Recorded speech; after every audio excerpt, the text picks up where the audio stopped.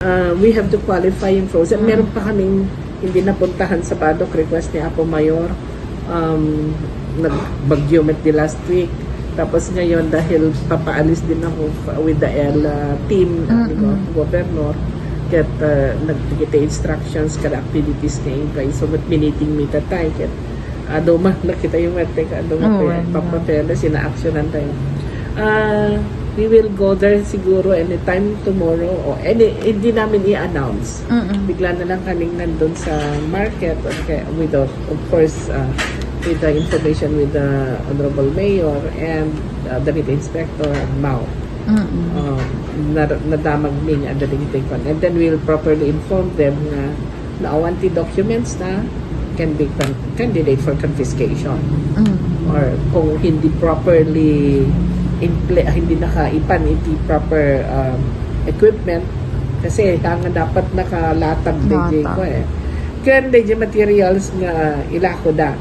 Choice cuts na imported are intended only for restaurants and hotels.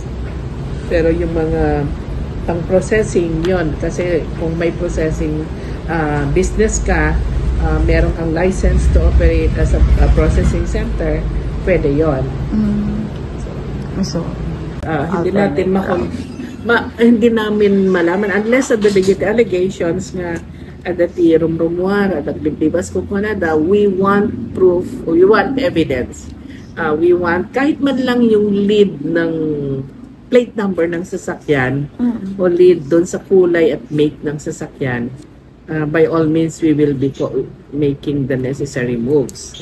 Ngayon, puro sabi-sabi, parang marites lang yan Although pinapatulan namin yung mga marites may panggap matay ng sakit, exact sakit, when niya malita.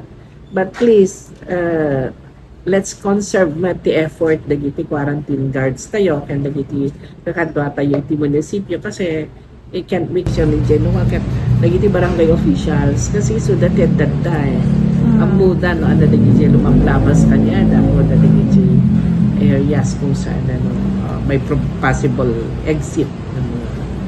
Kaya medyo dapat alleged nga istoryain dagiti kakadwa tayo together with the quarantine officer na nandyan sa Lawag airport nga dati naglibas ng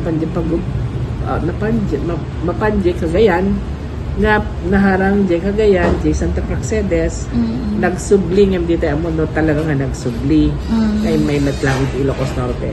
Yung chances are isabay danong kwati ko no makalingat ti nagitay kakadwa tayo yung kapulisan nga dati borders nalalaing ba na ma-threat nalaing na ba yung threat